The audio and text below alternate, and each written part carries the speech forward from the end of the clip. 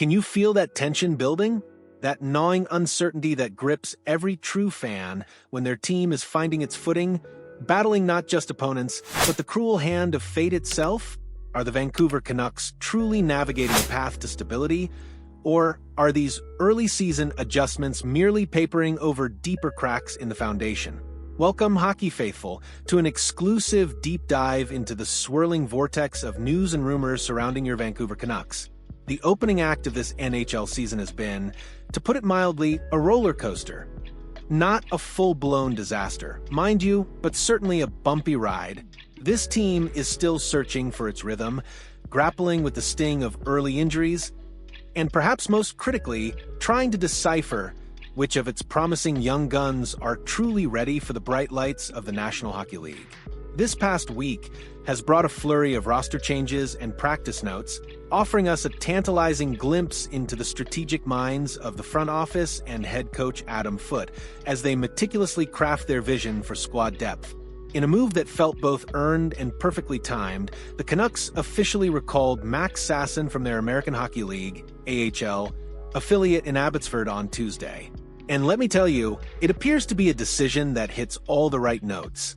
The 25-year-old forward has been absolutely tearing it up in the minors, lighting a lamp with 2 goals in his first 2 games.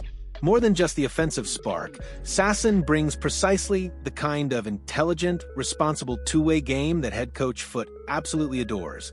He's a player who understands the nuances of the game, a grinder with a brain, and that's a rare and valuable commodity in today's NHL. Sassin isn't entirely new to the big show. He had a brief, yet respectable, stint with Vancouver last season. In 29 games, he chipped in with 3 goals and 4 assists, averaging just over 10 minutes of ice time per contest. But what truly endeared him to the coaching staff wasn't necessarily his offensive output. No, it was his relentless effort on the forecheck, his unwavering commitment to defensive positioning, and his overall hockey IQ.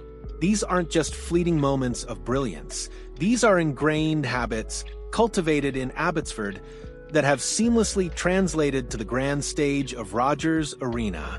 He's the kind of player who makes the smart play the unselfish play, the kind of play that doesn't always show up on the score sheet, but is absolutely vital to team success. This recall also sends a powerful, albeit subtle, message reverberating throughout the Canucks' entire organization. If you play hard, if you produce, and if you demonstrate that unwavering commitment in Abbotsford, your chance will come. It's a healthy, motivating incentive for the Canucks' burgeoning pool of young depth players, who now see a clear, tangible pathway to growth and opportunity. It fosters a culture of competition and reward, ensuring that every player in the system knows that their hard work will be recognized. In a corresponding move, the Canucks made the logical decision to reassign promising young forward Braeden Cootes back to the Seattle Thunderbirds of the Western Hockey League, WHL. Coots, a whirlwind of potential, had dressed for the first 3 games of the season.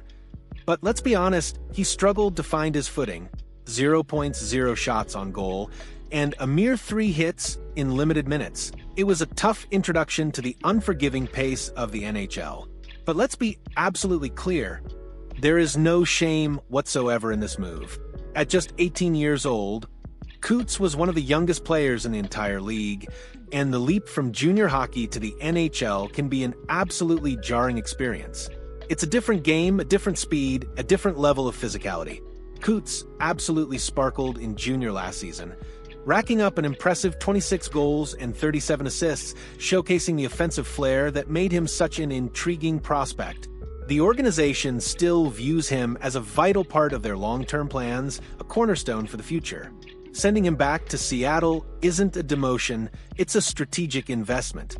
It gives him the invaluable opportunity to dominate once again in junior, to rebuild his confidence, to refine his skills, and crucially, to bulk up and enhance his physical strength before another, more impactful opportunity in the NHL later this year or next. There's also a shrewd contractual benefit to this decision. By returning him to junior, the Canucks cleverly avoid burning a year of his entry-level contract. It's a small detail, perhaps, but it's a smart piece of roster management that speaks volumes about the front office's long-term vision and their commitment to player development. Now let's shift our gaze to the blue line, where some much-needed good news has emerged. Pierre-Olivier Joseph, the smooth-skating defenseman, was back on the ice Tuesday, albeit sporting a non-contact jersey. This is fantastic news for a defensive core that has already seen its fair share of shuffling and uncertainty. Head coach Foote had indicated earlier this month that Joseph's issue was minor, and it certainly appears that he's on the cusp of resuming full-contact practices. The sight of him gliding across the ice, even in a non-contact capacity, is a welcome beacon of hope for a team yearning for defensive stability. The big question, of course, is where he'll slot in once he's fully healthy and cleared to play. The Canucks' blue line is currently a crowded landscape, particularly among the bottom four, with players like Elias Pettersson, the defenseman, not the forward, and Victor Mancini all vying for crucial ice time. Joseph is known for his excellent skating ability and his knack for moving the puck efficiently, traits that are highly valued in today's fast-paced NHL. However, he'll need to prove that he can bring consistent physical play, something that Coach Foote places immense value on, if he wants to solidify his spot in the lineup. It's a challenge, but one that Joseph, with his talent and determination, is more than capable of meeting. And finally, let's talk about the quiet, understated engine of the Canucks' bottom six, Teddy Blueger. He, too, was seen practicing in a non-contact sweater, a clear indication that he's making significant progress in his recovery, even if he's not quite ready for game action. He's officially questionable for Thursday's crucial matchup against the formidable Dallas Stars, a game that will undoubtedly test the Canucks' mettle. Blueger's absence has left a subtle, yet noticeable void in Vancouver's bottom six, the kind of hole you truly start to feel when defensive zone coverage begins to fray, when those crucial faceoffs are lost, and when the opposition seems to have just a little too much time and space. Last season, Blueger was a model of consistency, potting 8 goals and dishing out 18 assists in 82 games, anchoring one of the team's most reliable shutdown lines. He's not flashy, he won't make the highlight reels every night, but he's a stabilizing force, a player who consistently makes the right play, who wins those critical puck battles, and who brings a calming presence to the ice. When he finally returns, Coach Foote will, at long last, have a clearer picture of how his forward depth truly stacks up against playoff-caliber opponents. It's a piece of the puzzle that, once in place, could unlock a new level of defensive solidity and offensive balance for the Canucks. The immediate future for the Canucks, beginning with that challenging clash against Dallas, will be a true test of their ability to react and rebound from an early season setback. The recall of Max Sasson injects a much-needed shot of energy and responsible play, while the reassignment of Braden Coots demonstrates the front office's unwavering patience and commitment to long-term player development. If both Teddy Blueger and Pierre-Olivier Joseph can return to full health in the near future, Vancouver could finally ice a lineup that closely resembles the one they envisioned at the outset of the regular season. It's far too early to hit the panic button, but it's also far too early to simply relax and assume everything will fall into place.